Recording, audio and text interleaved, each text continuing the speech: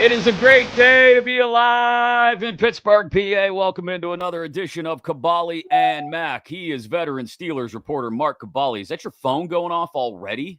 Something was making a noise and you don't even know what it was, right? No, Welcome into the show, everybody. Episode number 62 of Kaboly+Mack, presented by the Dan Heck Team. HeckTeamHomes.com is where you go to buy or sell a home in the Pittsburgh area. Heck, H-A-E-C-K, teamhomes.com.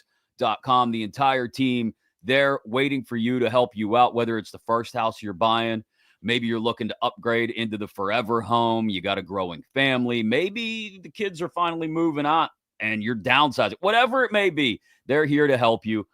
Dan, Michelle, Jeremy, Corey, John, Keith, Heather, Mike, Tia, the whole team ready to help you at the Dan Heck Team, HeckTeamHomes.com, the key to your next door. We appreciate them as always for presenting Kaboly+Mack. And good morning, friends, Yinzer's countrymen. It's an early edition today because week 2 of OTAs is underway, and Kaboom has got a skedaddle on down with his cutoff T-shirt to the south side to cover OTA number 5 down on the south side. There was an injury during OTAs, a season-ending injury during OTAs. We'll get into that a little bit later. You can follow us on X, on Instagram, on Facebook, on TikTok, and of course on YouTube. Just search Kaboly+Mack. We're up to a little more than 1,650 subscribers. When we get to 2,500 on YouTube, we will give away that autographed Paul Skeens baseball. Thanks to our good friends at First and Goal Sports out at South Hills Village. Firstandgoalsports.com, First and Goal Collectibles hooking us up with that. They hooked us up with an autographed Penn State Pat Fryermuth helmet, which I have to ship off to Jason in Florida. There's one small issue with that, Kaboom. it's a big issue. He wants us to sign the helmet too, he said. He must I don't know if I'm comfortable doing that. I emailed him back. I was like, you really want us to ruin your perfectly good helmet by scribbling our signatures on this thing? And he hasn't responded yet. Yeah, that's probably not good to have our. Although I've never signed a helmet before, I have did something at training camp before, which is really. It was a football, and some guy stopped me, and I had to sign right next to like Tunch Ilk, and I'm like, I'm not doing this. No.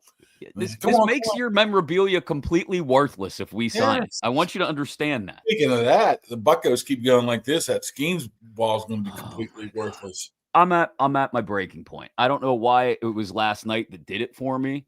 Lance McCullers pitched all right, but Lance McCullers has pitched like a dozen major league games in the last 3 years. And the Pirates looked completely and totally inept. Skeens gives up 3 hits. One of them just happens to be a home run on a sweeper that he hung a little too much in the zone.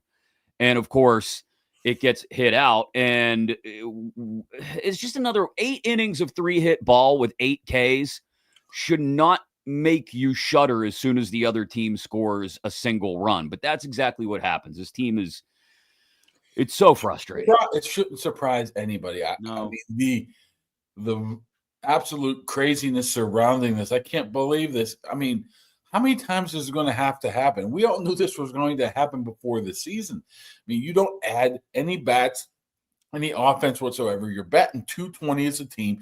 You're in the top, I don't even say the bottom third. It was like the bottom 2 or 3 in every offensive categories. You're not going to score runs. And you're not going to score runs. You're not going to win games. And then Paul Skeens is not looking like he can't be enjoying himself, man. He's going out there breaking his back every 5 days. And but I mean, you agree we're getting to the point where we're like, we shouldn't be surprised by this? Why are we surprised?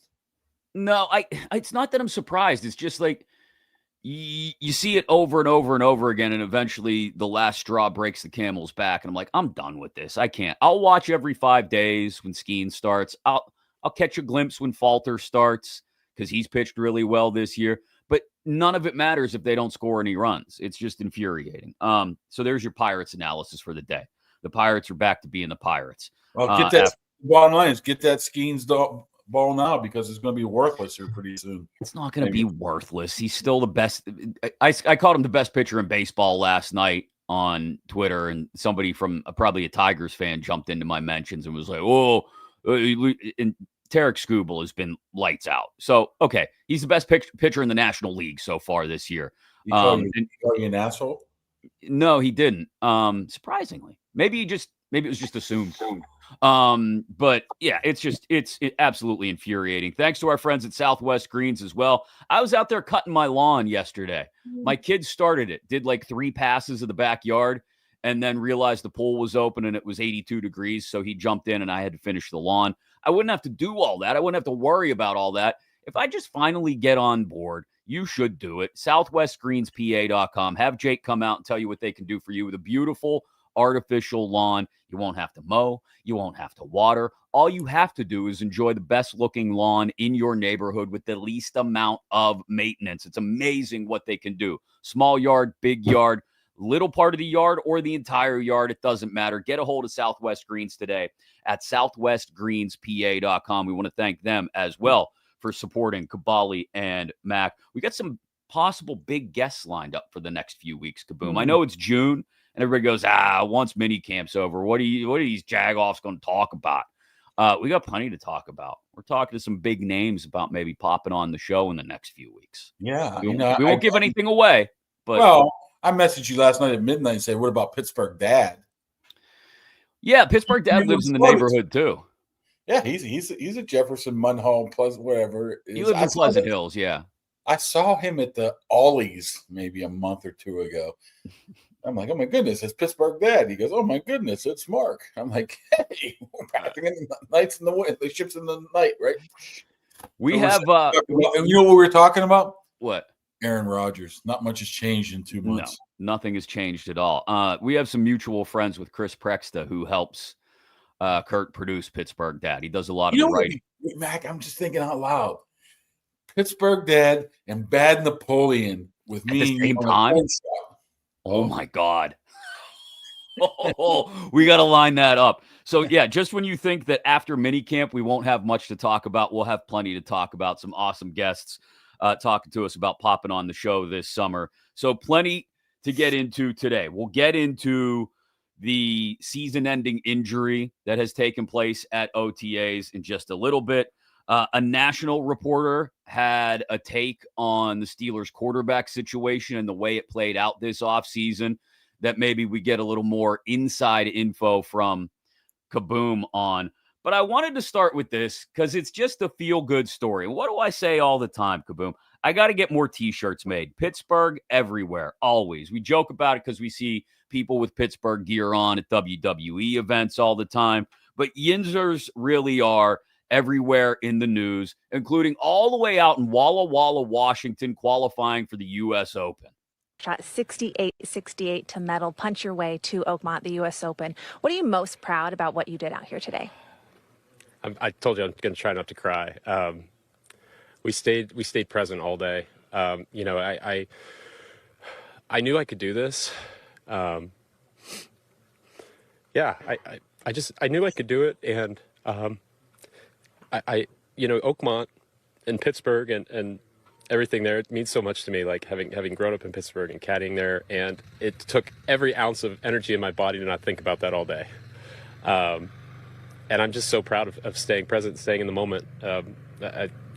I feel like I'm going to wake up from a dream here in a little while, and this isn't going to be real, but it's real, and I'm so excited. Well, Matt Vogt of Seneca Valley, who caddied for 6 years, Kaboom, at Oakmont, has qualified for the U.S. Open. This is your feel-good story if you're a yinzer for the U.S. Open, especially it being in Pittsburgh this year. Last year, was it last year or the year before? Neil Shipley, obviously, from Western PA qualified. This is definitely your biggest feel-good story. Matt just lost his dad 2 months ago. So he's dealing with a lot. He's a dentist in Indy, right? And he goes out and he tries to qualify for the U.S. Open, and he makes it all the way out on the other side of the country. Great. I mean, great story. And I don't even think it really matters what he does at Oakmont in a couple of weeks.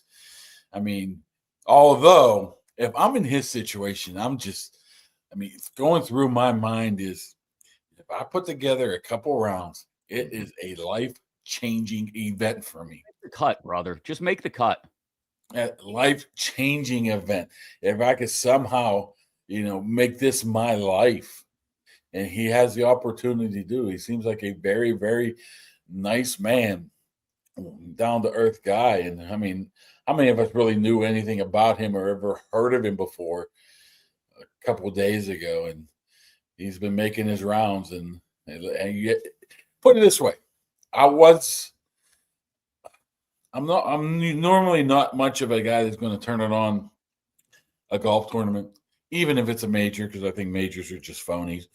Wait. Why are majors phonies? You label it a major, so now it's important. I mean, it's just weird to me. Listen, the Masters is important, right? The British is important. The U.S. Open is important. If you want to argue about like the TPC or the PGA or, anything like that, the Waste Management, it's not considered a major, but it's the big one early in the year, usually right after the Super Bowl. You could argue about how important they are, but like those three, you got to watch those three. Yeah, no, I don't watch those three. Other than when Tiger Woods, you'd always have to turn it on. But I'm dating myself right there. Yeah, a little bit. But I will definitely find myself turning it on Thursday and Friday more than just to see the Pittsburgh area. And what road is that travels right through Oakmont?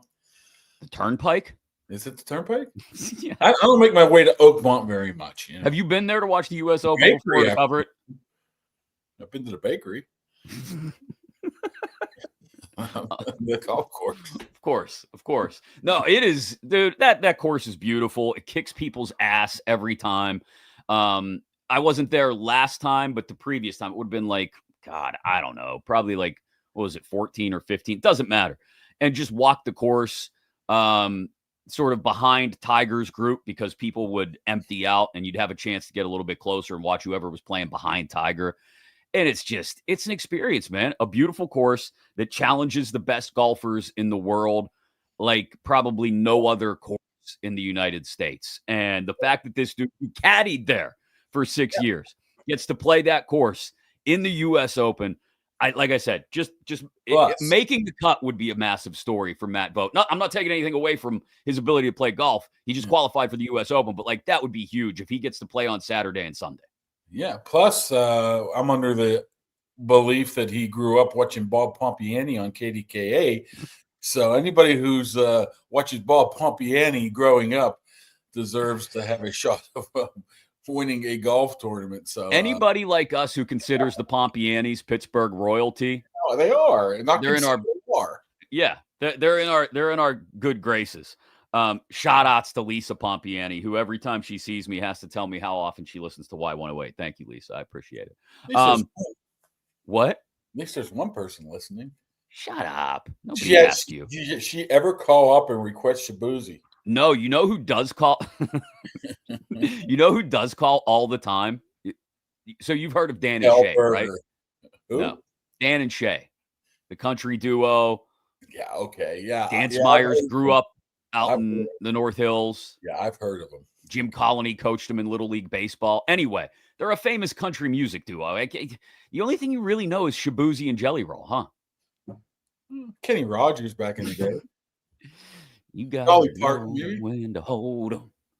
Know when to fold them. Anyway. Rogers, very underrated. Yeah, I don't know how that's possible, but Kenny Rogers' like greatest hits album is just spectacular.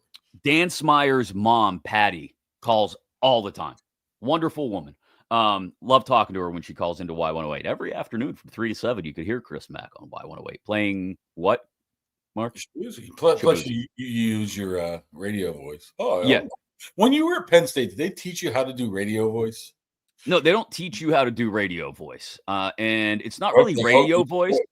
You shouldn't be doing radio voice when you're on the air, first of all. You should just be talking in your regular voice, which I think I do more often than not. I don't know. I think you got a little bit of twang in there of radio voice. You think? Anyway, no, you just learn it. You learn it. You know how they talk about you got to get reps in? Yeah. You got to get reps in trying to lose the yinzer accent. Like if I went back and found tapes of my first year or two on the radio when I was in college, you'd probably hear a little bit of yinzer in there. Just the tiniest twinge, dragging out the vowels just a little. No, let's go to the phone lines. Nobody says let's go to the phone lines. It's not 1963. I'm talking about in your college day.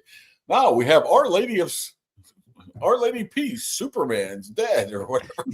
I love to No, hear the you songs that got drilled into my head when I first started in radio, because I was in top 40 at the time, were like awful songs. Like Eiffel 65, that blues song, I'm blue, da boo dee, drilled into my brain. Oh, I always thought they said something else. I know you did. Like that stupid Cher song, if you believe in love after love, like crap like that got drilled into my brain when I was like 20 years old and first You need started. to copy this. And No, we won't be snipping this and posting it to it's social funny media. how it only applies to me. Yeah, it's funny. If you would learn how to edit the video, maybe you could have some fun with it too. The great Jerry DePaulo reached out and said, "Hey, I want to pick your mind about podcasts." I said, "Jerry, I show up. Here's Mac's number." Looking forward to hearing from Jerry D, the great Jerry DePaula. Thanks also to Nail Studio 2 for supporting the show. Out in Peters Township, if you live in the South Hills or anywhere in northern Washington County, that's the place to go to get your nails did under new ownership. And uber talented nail techs, the best at what they do. You know somebody who wants to get their nails done before you head off to your beach vacation. Maybe you're a dude who's not ashamed to get your feet taken care of. Nothing wrong with that. They are the place to go. Nail Studio 2, McMurray, Peters Township area. Nail Studio 2, that's a Roman numeral 2, nailstudio.com, 724-941-4595. You can give them a call, or you can now book online as well, nailstudio2.com. And if you happen to be a nail tech who's looking for a better gig, they happen to have an opening. So get a hold of them today, nailstudio2.com. We want to appreciate them for being a sponsor of Kaboly+Mack as well. Thanks. Okay, I mentioned a national NFL reporter with a bit of a take on what happened with the Steelers quarterback situation this offseason. I want to get your response to this. People there would tell you that the Russell Wilson thing undermined so many things in the last month of the season, and that a lot of that building really wanted them to go back to Justin Fields. And it was something where, I mean, Tomlin was kind of, again, all on his own on that one. And I think it's part of the reason why Tomlin likes Shedeur, like he likes Shedeur going into the draft. But I don't think Tomlin wanted to, I don't think he wanted to like press that button again at quarterback after what happened with Russell at the end of the year last year. That's Albert Breer of Sports Illustrated on the Bill Simmons podcast. I think it was late last week. We just found the video the other day. Thought we'd talk about it today a bit. There's a good bit to unpack there. First of all, the Russell Wilson situation at the end of the year. He makes it sound as if the reason they stuck with Russ when the struggles began in the last month of the season and didn't go back to Fields was it was a Mike Tomlin decision. And there may have been some other people in the building, Arthur Smith, who were more interested in giving Fields another shot and maybe giving the offense a boost when they were struggling down the stretch. Does that part make sense? We'll start there. Well, yeah, I guess. I going into that locker room, I don't see anybody that was like against Russell Wilson. I mean, I don't know where that comes from, that term, I guess.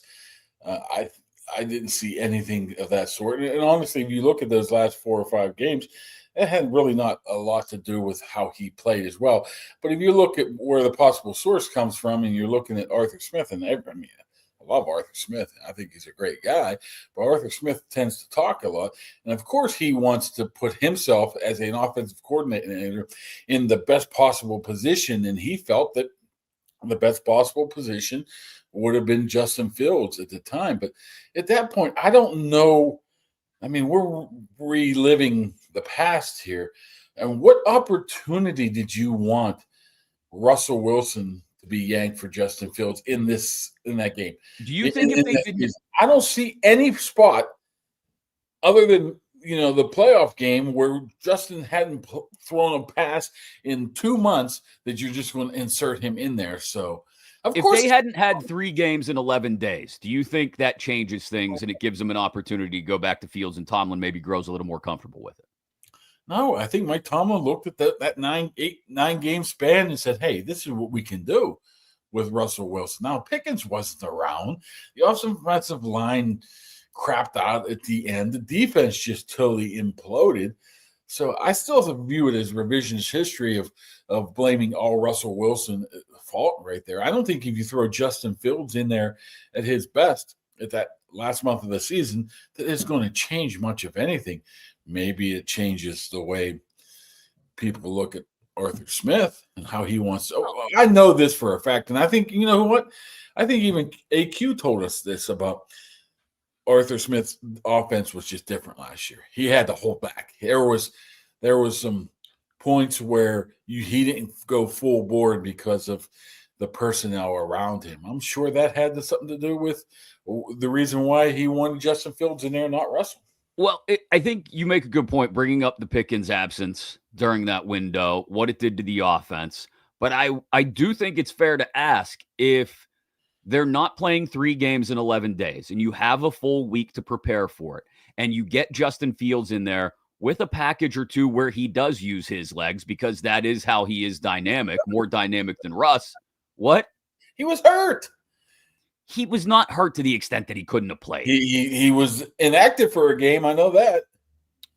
I think if they're not playing that Christmas Day game on a Wednesday after playing on a Saturday, I think there's an opportunity where if you're just playing every 7 days and the schedule is a little more, I don't know, has a little more breathing room in it, that you could have inserted Justin in there. I mean, the fact that we didn't even see Justin getting any packages late in the season, which he was getting occasionally when he was still healthy and Russ had taken over as starter, was surprising to me. So maybe there was more to the injury part of this storyline.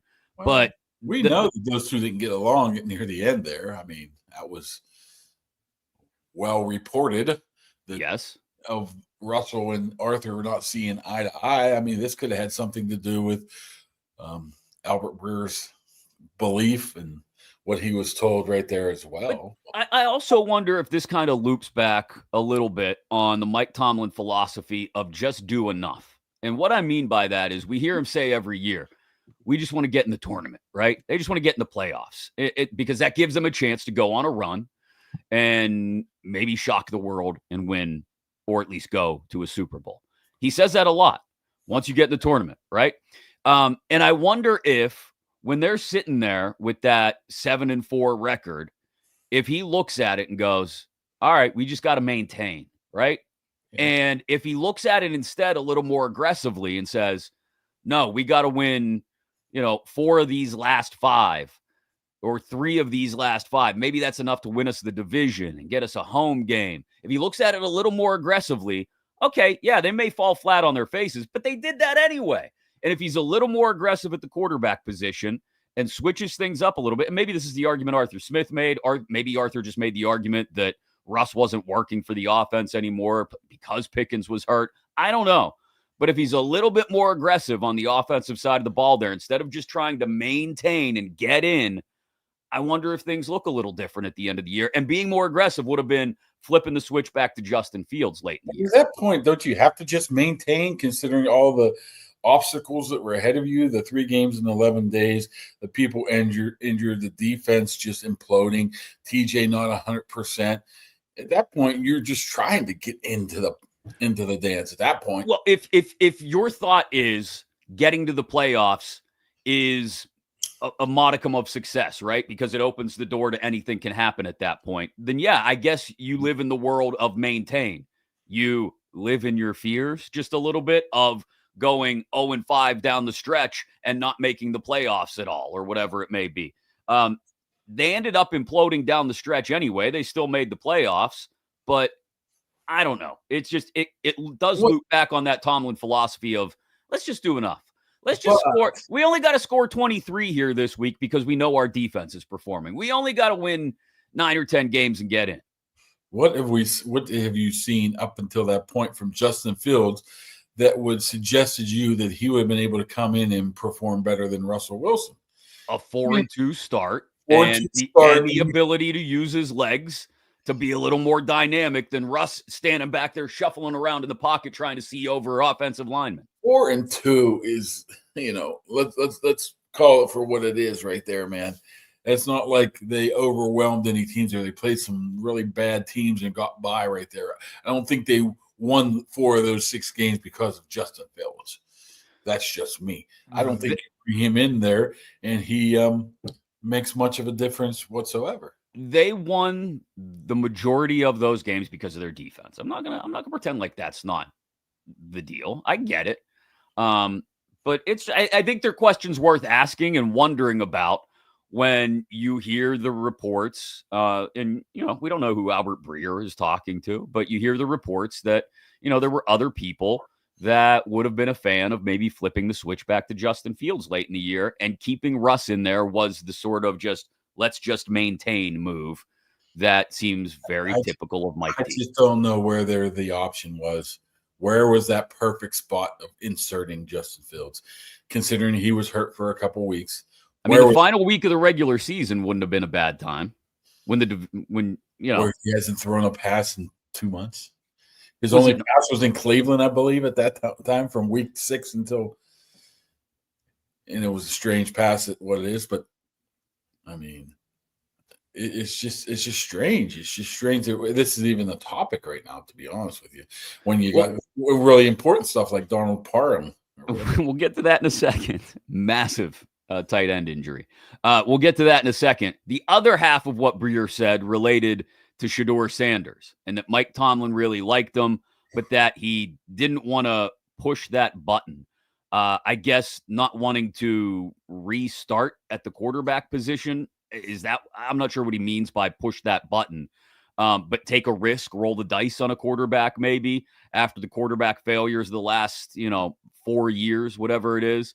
I don't know what he means by that phrase, push that button, but it's interesting that, at least according to some people, Mike Tomlin liked Shedeur, but they continued to pass on him and pass on him and pass on him until Cleveland ends up taking him. And they do end up with Will Howard, so they get a quarterback in the draft, but not a guy that maybe, I don't know, it comes back to Mike Tomlin's risk aversion, I guess. Wasn't willing to take a risk on. Yeah, I don't know where this. I mean, who else passed on them? About 180 Everybody. Other picks. So what are we talking about here? We're talking about a 5th-round pick or 4th-round pick, or, I mean, maybe that pushing that button is to deal with the circus, but I don't think Tomlin really cares about that. No, if anybody can handle the circus, it's Mike Tomlin. If he felt that the guy could play football at a high level, he'd be on the team right now. And I don't know about pushing buttons. I don't even know how you even relate Shedeur Sanders with Russell Wilson or even Justin Fields. That just seemed like somebody got over their skis and started talking and said, what am I talking about? Well, I do think it's a little more simple than that. I think it's maybe when the discussions were finalized and as they were happening during draft weekend, maybe some people in the building, Mike T included, liked Shedeur. They just didn't like him enough to, like you said, roll the dice on it and bring in everything that comes with Shedeur, which is all the headlines, all the focus, all the stuff. They already had Rudolph secured. Maybe who knows? We've speculated for 2 months about a backdoor agreement with Aaron Rodgers, and they didn't want to have to deal with Rodgers and Sanders in the quarterback room at the same time. What I found out recently was when Aaron Rodgers showed up. When was it? March? Yeah. That if you ever go to the Steelers facility, that's the Steelers is like parking, indoor facility, parking, Steelers facility, practice fields. Yeah. And pit practice fields are on the far end. Right. You go all the way down there. There's a little gate back there. Yeah. Apparently that's where he came in at. Oh, yeah. I recognized it as soon as I saw the photo online. I was like, I know that gate. Back there. Yeah. And went in that way so he wouldn't be noticed. That's the only people that would have known he was there that day are the other people that park out in that lot, like Jeff Hathorne and Will Graves. And when I show up twice a year, people like me. Yeah, the parking's bad, but I mean, just to go to that level, I mean, I thought that was interesting. I thought he might have came in the side entrance. No, this was like, you had to walk a half a mile. You think he would have walked in through like the UPMC entrance and pretended like he was there for physical therapy and then just walked all the way through the Put a building? hoodie on. By the way, I think Mark Malone said that I said he'll be signed. I'm like, we got another 48 hours. Yeah, I'm just saying. Put it this way: I still am a firm believer he will be there on Tuesday. Now, when that officially gets done, it could be today, tomorrow, Monday, whenever. If it could get done before Friday morning, because I'm going to be away this weekend and we're not going to. Sure, he's going to check in to see when you're available. If he could, that would be great. Because I don't want to have to try and pull this off from my phone while I'm like hiking through the mountains of Arizona. I'd prefer not to do that. I'd prefer to just have it done by Friday. You know what I found out about the Arizona mountains? What? They don't look very steep until you get up on them. And it's like, holy hell, this is kind of steep. As I drive by, and I'm not walking up there. There's probably like rattlesnakes and stuff up there. I get lost every time even though it's Phoenix is in a grid area or Glendale, whatever. Right. I always get lost. I'm like, everything looks the same to me. If you get lost, just loop back or make 3 left turns, and you're right back where you started. Everything looks the same to me. It's like, okay, is this? Which way am I going here? I mean, this is the road I should be on, but it's really not the road I should be on. You're the only person that could get lost in a perfect grid I get lost there, but I wouldn't get lost in Pittsburgh where, you have to make 7 rights to make a left. And there's 6 one-way streets and all that. I am looking forward. If there are any Kaboly+Mack fans out in the Scottsdale area, well, hey, each of our winners, Robinson, maybe. Each of our winners so far has been from somewhere in the Sun Belt, as they call it. We had Larry from Southern California. We've had a couple winners from Florida. So, hey, I'm sure I'm going out to Harold's Corral one night. I'm not sure if we're going on Saturday night when we get there. No, it's like one of the biggest Steelers bars in the world. Whoa. So you're going from Pittsburgh to Arizona to go to a Steelers bar. Hell yeah, brother. Loser. Shut up. It's going to be awesome. I can't wait. Renegade. You go bring your terrible towel and put it in your back pocket. Oh, I'll have a Pittsburgh something on, whether it's just a hat or not. I'm not sure, but I will represent. I can't wait to get out there this weekend. So yeah, if Rodgers could not sign while I'm in Arizona, so we have to do some sort of I'm not ass backwards makeshift podcast from my phone. That would be great. I'm not hosting, by the way. No, you're not. We've deduced that is a bad idea to let you go on your own. I think. Especially when I'm glad your power hasn't went out recently. Thank you very much. Also, thanks to Impact HVAC. It's getting hot out there, as you can see from Kaboom's cut-off sleeves. You want to stay cool? Oh, put the guns away, buddy. You got a license for those things? It's getting hot outside. You want to stay cool? Get the AC tuned up. Just get them to come out and give it a checkup so that the first time you really fire it up, it doesn't go kaput on you. They're the best people to call. Impact HVAC, 412-297-1852. Check them out on Facebook as well. Impact HVAC, PGH. We got to thank them for supporting the program as well. All right, OTAs. I thought you were going to talk about the Trump Harmon Killebrew. No, I think it's best to stay away from that, probably. I mean, I will mention one thing, and we can let it go, is I think a lot of people that were complaining about that incident were more mad at Rocky Bleier than Mason Rudolph and Miles Killebrew. Yeah, I mean, look. So I was told, or it was referenced to me, that maybe they weren't very happy with Rocky taking part in that more than anybody else. There are a couple hundred people working within that organization. 50 to 75 of them, depending on what time of year, are football players. You can't tell me that you can't expect that some of those football players may hold different political views than you. Like, it's a reality. So whether they show up on stage with a Republican or a Democrat or Ralph frickin' Nader from the Green Party or Ross Perot stumbles out on stage, I don't care what party they're a part of. You can't be surprised when that stuff happens. And this is why I don't let any of that crap enter my consciousness when I'm thinking about players. I have close friends who have completely different political views than me. I don't care. your political views are your political views, and I'm not here to talk about it. I'm just Rock. The Rock. The Rock. That man's a war hero. Oh yes, I mean, if somebody deserves a pass. I don't want to say pass because that means he might have did something wrong. I don't know what you said. It's his own beliefs. It would be The Rock. He has 1 foot, for God's sakes. He played pretty good football. Yeah, exactly. So yeah, I have my official standing on that is no comment. I don't really care who goes to whose rallies or whose speaking engagements or anything like that. I do think you like how Mason is sort of angling for the future in politics. Senator Rudolph of South Carolina is going to be a thing someday. Yeah, he has to do a little bit better at the quarterbacking thing first. Well, actually, the public speaking thing. I was thinking more like.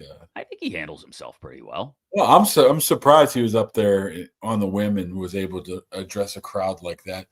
He knew that it was coming yesterday. I didn't really have anything to do with it. I was just tweaking him a little bit while he was getting asked these questions, but he knew it was going to be coming. So, I mean, once again, I'm there to watch football. I don't really care. Right.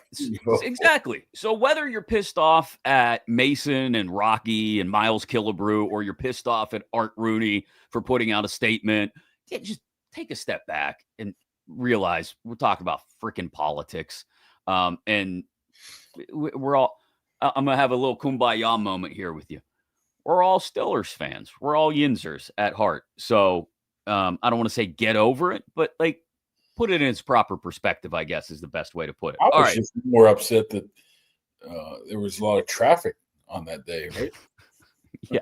I didn't run into any, so I don't really care. Major injury during OTAs. Donald Arnhem, fourth string tight end. When did he become Antonio Gates is my question. An Achilles injury. I feel bad for the dude or anybody that suffers a catastrophic injury, especially during this time of the year, because it's effectively going to affect 2 seasons for him, right? Like he'll be out this year. This is a borderline roster guy, probably a practice squad guy if he makes the team at all. And now he's going to have to, I don't know if he gets the injury release or settlement or how that stuff works. But like, there's a guy who's fighting to keep his football dream alive, and that's cooked for the next 12 to 15 months. But let's present this like it is. I don't think I would look at him as a difference maker here. All of a sudden, it's like, oh, Barnum's out, so we need to go find a tight end. This doesn't affect Jonnu Smith or any of that stuff. Honestly, Darnell Washington, like I've been telling you and I wrote today, he looks like a different guy right now. And now if it was Washington, that's a different, you're not even expecting a lot from him. To me, this sounds like a whole work to me. I mean, you come out and say that the Steelers are interested in Jonnu Smith, and all of a sudden, no, he wants to stay in Miami. What, Parham's heart hurt? Oh, let's get back into this race. So all of a sudden, Miami might feel the sense of urgency. And you know what? Gabe Davis is coming here too. So maybe we'll have to pay him less if it's between him and Jonnu Smith. I just don't buy it all. I could be wrong.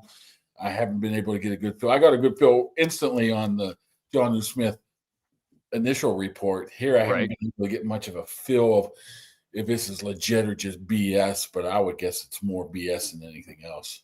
I mean, there were some people I saw in the comments after we talked about that the other day who made the point that, to have an inline, use Smith as an inline tight end in some formations and split Pat out into the slot because Pat can run routes like a wide receiver. But it is an Arthur Smith offense. I get it. If you have 2 starting capable tight ends, it's not a bad thing. Arthur will find a way to use them. But to your point, Darnell Washington is that other dude. I've been saying this about Darnell Washington since he showed up to his first training camp, and I saw him making tiptoe catches in the corner of the end zone during practice, during 7 shots. Like, this dude is a lot more athletic than people give him credit for. And like you said, you wrote about it this morning. He's dropped a few LBs. He's under 3 bills now. Looks like he's moving a little more nimbly. And if they don't finally realize his potential in short yardage and red zone, in third down situations. They're wasting this guy's just his physical size alone, not to let alone his talent, his ability. Yeah, after practice, I even asked him, I said, you working on that red zone stuff? He's just lined up the old Ouija Thompson stuff, man. You're 6'8", 3 bills. You're going to be able to block people out. You're going to be able to box them out, and that's what he's been able to be good at. I mean, 10 to 15 pounds for that guy is a drop in the bucket. It means nothing.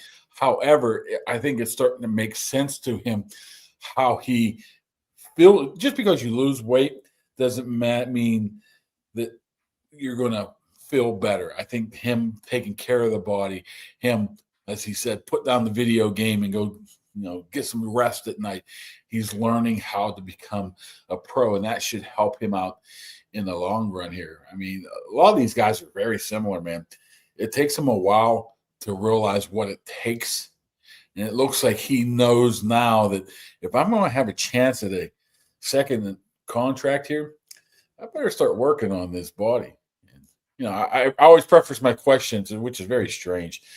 And I said, Darnell, I know this is strange coming from me, but when you stepped on that scale, did you say, oh, my goodness, this can't work anymore? He goes, yeah, pretty much so. I mean, it's the maturity thing, right? Like you said, it does relate to his college teammate, Broderick Jones. Guys who are learning how to become pros. And I realize a lot of the stuff with Broderick is going to be moving back to left tackle and not having to do all the mental processing that comes with being on the other side of the line this year. But, the maturity level needed to say, no, I'm going in college. These guys were so athletically gifted and talented that even on national championship teams, they didn't have to maybe put in the extra time or the extra care or extra attention that they're now putting in. And so they get to the pros and they discover, oh, wait, I can get by to a certain extent on just my natural ability. But if I put in just that much more work, I can become that much better. And if that gets him more involved in the offense, I'm all for it because I love it. Imagine you at 23, probably hammering a couple hot dogs and whatnot. I'll tell you right now, last year, he would be done with practice, and I would drive home, and I ran into him in Sheets down the road here, literally like an hour after practice.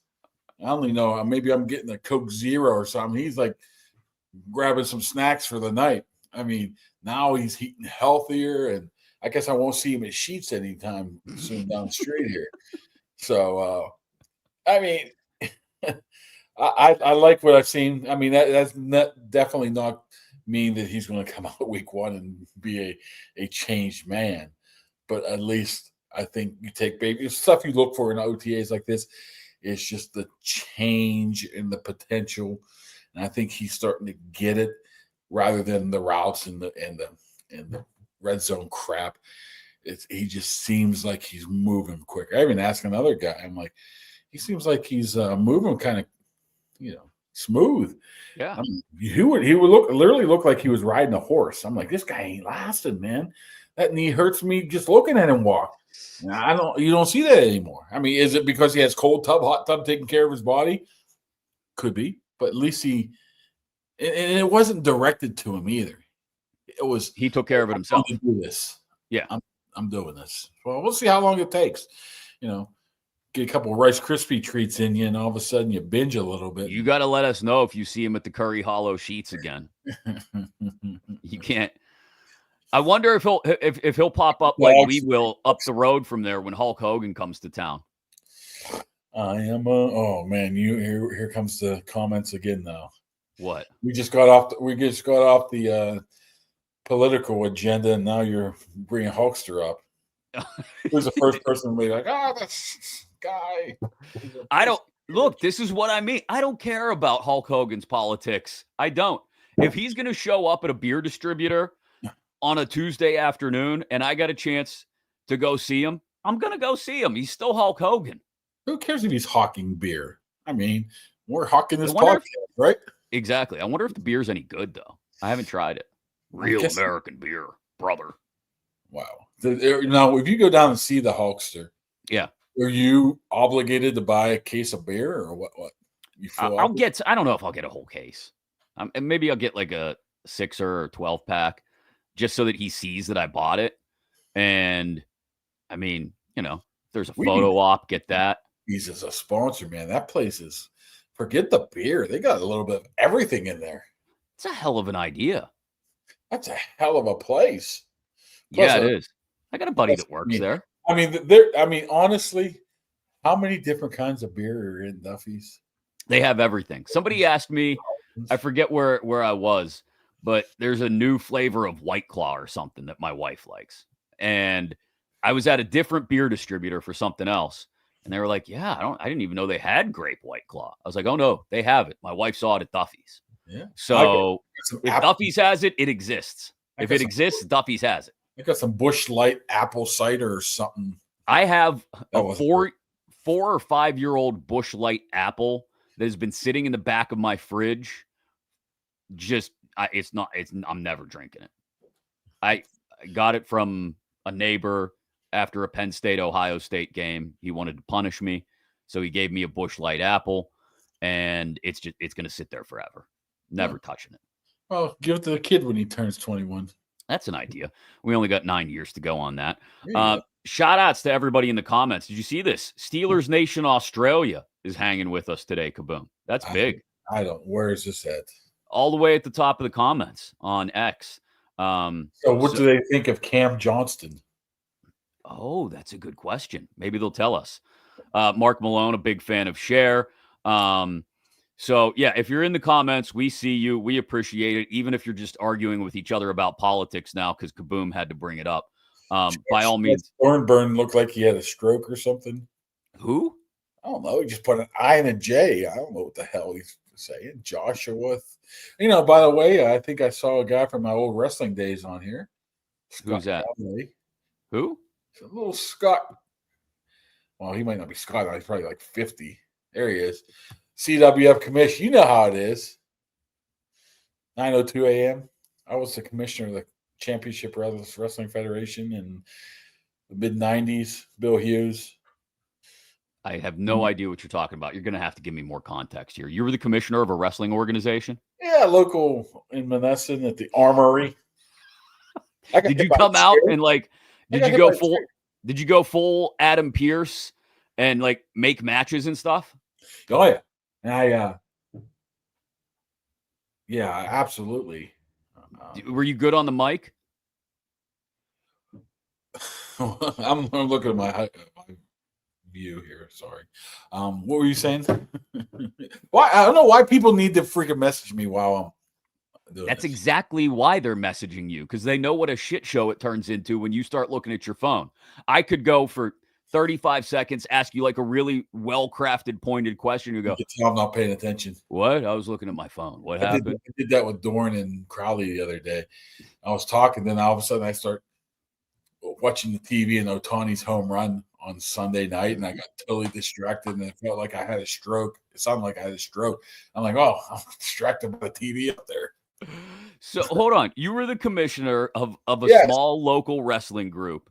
I got hit over the back by Shirley Doe of the Hellfire Club because I made a match. I might have suspended him. I can't remember. Music, everything. Were you good on the mic? That's what I asked when you weren't paying attention. Terrible. That's what. Well, this is why, because you go out and right before you go out, be like, hey, make this match, and this match. I'm like, what? And then your music would hit, and I totally forget. So it didn't matter. It didn't matter. This was 20 years ago. Jesus. CWF, baby. I'm sure you can Google the results of some of it. I think I will jump right on that after we're done here. So, yeah, no worries about that. I'll be sure to go back through the entire archive. CWF is really hard to find. You know what? Just I'm going to Google CWF right now and see what pops up. You might have to go championship. You might have to put my name in it too. CWF Wrestling. Here we go. Championship Wrestling from Florida, it says. And then there's a Canadian Wrestling Federation. I think you're making this up. Coastal Wrestling Federation. There's all kinds of hits. CWF Mid-Atlantic, is that what you're talking about? I don't know. Here it is right here. I got it already. Go ahead. Hit me with it. 2 seconds. Come on, Google machine. I will send it to you right now. read This me is the March search results. 2000. Nasty Nick Crane defeated Tommy Brown. Oh no, Armageddon defeated Sexual Harassment. Wait, that was the tag team name, Sexual Harassment? Yeah, it's Devil Buddhist one defeated Scott Benham. Dirk Ziggler, Super Hentai. Oh, the 2000s in wrestling were a time, I tell you. Let's see here. Let's see So, where I'm thinking. Let me ask the W. Rolled Bison. Bison saved me one day too. Okay. Let me ask the WWE.com writer. Do we know? I've openly admitted this before. Unless I know Britt Baker is going to be in a big match, I don't really watch AEW. I just don't have time to watch wrestling 5 days a week. It's a wonder I get 2 to 3 days a week in. Who is this Mariah May that showed up on NXT last night? This is a big deal. You're acting like I watch NXT. Oh, man, come on. WWE.com. Yeah, WWE, not NXT. NXT See, is WWE. I'm a big leader. I don't go to the minor leagues. Wow. Jeez. No, once again, I don't have enough. All right. I'll look for the write-up on WWE.com next week. Yeah, there should be 2. Well, actually, I have 2 stories that they haven't published yet, so I don't know what's going on. They published and pulled it yesterday. Maybe, I don't know what happened. Editorial content. I don't know. Decision. Rick wants to point out that if they need any help on the line, offensive or defensive, I imagine he's talking about, we can get you on there with those guns out. Yeah, got a little age on me. I don't know if nobody. Plus, a couple knee injuries and Achilles. Yeah, I might be able to give you about 4 snaps. I might be able to do a field goal block. You could long snap, right? We don't want you to take Kuntz's job, but you could tuck your head down and just fire the ball back. You would be shocked of how deliberate Kuntz has to be with those snaps. I mean, revolutions, times. I mean, where the laces are in relation to when he snaps the ball is more than just, hey, let's just go snap it. Oh, I know. It's actually one of the more difficult jobs in football because you don't really get to protect yourself at all. You're just firing that thing back there and trying to be precise with it, like you said. Plus, I don't envy long snappers. And you talk about one position in any sport that the only thing you get recognized for is when you screw up. Yeah. It's it. Nothing else. Nobody will be like, boy, Steelers came back and won that game on that heck of a freaking long snap by Kuntz. No, how about that false start on Kuntz because he twisted the ball? Only position where you don't get any credit at all. Zero. Good point by Yinzer Joe. Since the tush push is still legal, we can get you in there on the tush push. You can just run up the middle. I would just like bear crawl. I used to have to do that in I can't even say midget league, can I? That's what it was called back in the day. It's okay. I used to take Matt Druchek, who's a big center. All they want me to do is just take out his legs, so I blocked up the middle. So the whole game, I would just cut him. Good job. What else did you notice at OTAs on day number 4, and what should we look for in day number 5? It was a Joey Porter's golf outing. Oh, so there was nobody there yesterday, basically. They were there, but I mean, I think attendance wasn't very mandatory or not very full. Maybe that changes today, but I mean, what jumps out at me is some of the guys that don't need to be there. I mean, Minka doesn't need to be there, but he doesn't miss anything. He works extremely hard afterwards. Deshaun Elliott doesn't need to be there. He's there. Queen, he doesn't need to be. Slay. I mean, these are guys that don't need to be there, but they're every single day putting in the work. So it's good news for the defense. And it looks hopefully. it looks like at this point right now that Beanie Bishop is your nickelback, but once again, it's really early. I don't know if they're just giving him that first chance and maybe throwing Eccles back in.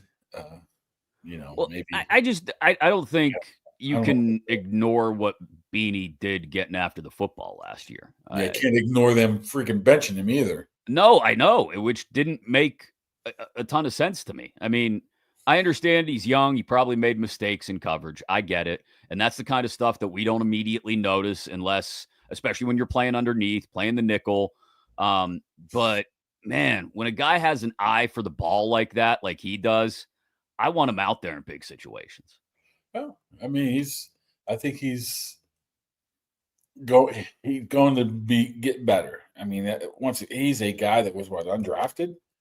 I mean, everybody's ever talked to you about nickelback, and it's like you have to be the smartest guy on the field to play nickelback because it's more than just read and react. You got to anticipate what's going on a lot there.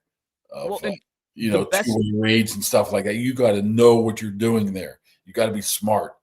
And the best nickelbacks have a nose for the ball because they know how to read things. I mean, think of what Willie Gay did at that position. Yeah. Think of what Mike Hilton did at that position.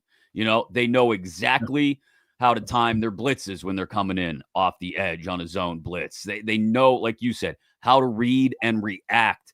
And I think Beanie showed a lot of that. You know who I want to bring up is Corey Trice, too. He's a guy that if he can just stay healthy, I think has a very legit opportunity to be that DB2 next year. He could be the long-term answer next to Joey Porter. My goodness, he's just looked the part. He's looking faster, quicker. He's looking more comfortable, but just the injuries just tend to pile up on the guy. He sounded like he had much more confidence this year. Once again, talking about June football here. Right. But I think this is a guy, this is why they liked him. He just needs to stay healthy. If he stays healthy, he has a chance to be a guy not only helps his team out this year, but long-term in the future. That's what I was going to say is that's exactly why the Slay signing makes as much sense as it does because Darius plays here for a year or two, rides off into the sunset, and Corey Trice and Joey Porter Jr., we've mentioned him before too, get to learn from him. And then in a year or two, when you need Corey Trice, like you said, assuming he stays healthy, you can slot him on the other side across from Porter. And if you've got two strong corners out there, I know people will argue with me about Porter, but if you got Porter and Trice is looking really good, that's a decent one too. That's the kind of decent one too you have to have in a division where you got to play Cincy twice a year, and you're going to have to go through quarterbacks like Allen and Mahomes and Jackson. Yeah, I mean, absolutely. Another guy I forgot to mention before was Highsmith. He doesn't need to be there. He's working as hard as anybody out there. It's interesting that everybody you mentioned in that regard is on the defensive side of the ball. Maybe that's just because that's where there's more veterans.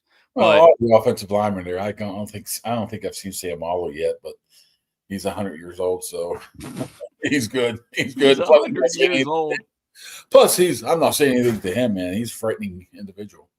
Samoan werewolf. No, he's a guy that's nice, but he'll just glare at you and say, "Make it quick," and you're like, "Yes, sir." Then you look down at the tape recorder after you're done. You're like, "Man, that was the longest 37 seconds of my life." Adamski has a good audio clip of him. 37 seconds is half of an Adamski question. True. He looked at him and Adamski asked one of his questions. And he just stared at him and goes, "Next question." That's great. See, if I'm in a gangbang like that and hear that, I just you just used the term you said you weren't going to use. I just laugh out loud. I'm like, You are the worst in the world at hiding your reactions during those group media sessions. Like when Ben used to dart certain people, I would just laugh. I'll be like, "He just darted him. Benzie just got darted. Well, he darted me on this one. I must have did something." Two quick comments I want to follow up on before we wrap up here and let you get down south side. Let's start with our good friend Mark Malone. We appreciate him chiming in all the time. Cam Hayward looking lightning fast going through drills. You said it. It's June football, but any difference in Cam going into his 27th year in the league. No, I think he just has to be smart. I mean, this does nothing for him. Go out there and get some work in, get your cardio in, which you need to. He hasn't been there all the time, but he doesn't need. I don't think anybody's complaining about that. But they just have to be very careful with him. You need him in December. You don't need him right now. But he is a freak. He's just an absolute freak that I think Tomlin really likes to tweak him at times, saying, old man, and you can't do this just to light a fire. I mean, he hasn't said this, but I'm quite sure that Derek Harmon's lit a fire under his ass. Man, if Cam Hayward continues to somehow get better and better at this age, I mean, it's a modern athletic marvel what he's done. You don't see this age. You see some people like Calais Campbell, but Calais Campbell near the last couple of years barely played. You know, Right. I mean, he was a one-trick pony, 15, 20 snaps a game. This is a guy. Well, once again, though, Hayward needs to be a guy that if you're going to do anything with this defensive line, I think they need to cut back on his snaps. Use them judiciously. There you go. You got it out. You don't need him playing 85% of the snaps, but you need him playing the important snaps. Justin wants to know, has DK showed up yet? Yeah, I saw Dejon yesterday. No. Oh. Metcalf. Jag off. Put it this way. We're not allowed to say, but all the pictures coming out of the wide receiver lineup. You haven't spotted him in those pictures yet? Spotted him. Okay. You're not allowed to say who's there, but you can go through the entire warm-up line and videotape it and print that and post that. So you have to make your own thoughts about that. Theory from Yinzer Joe, thanks to him again for chiming in. Metcalf's working out with Rodgers and Cali, LOL. Training camp schedule's up, by the way. Oh, okay. Give it to us. July 23rd, all players report. Whoa, that's early. And they break camp on August. Right before the Tampa game, so August 15th. So man, that's a 3-week camp. I mean, that's not unusual compared to what we grew up watching in like the 90s. But like the 23rd feels a little early, doesn't it?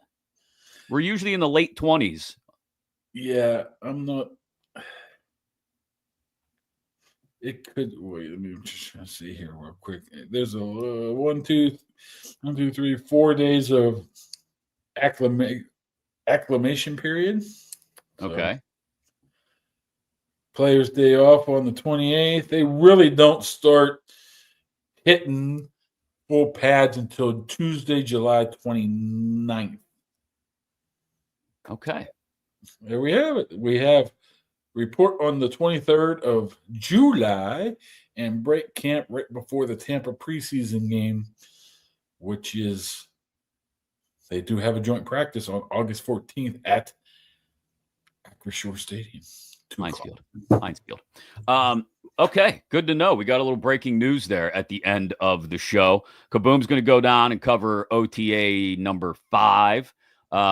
Tomorrow is number 6. We'll be back on Friday to talk about the completion of the second week of OTAs and get you set up for the rest of your summer. Like I said, some massive guests hopefully rolling in late June, early July to join us here on the show. We thank all of you for joining us every single time we pop on here. Don't forget to support our good friends at the Dan Heck Team, all of our sponsors, but our presenting sponsor as well, the Dan Heck Team, Heck Team Homes, HAECK, HeckTeamHomes.com.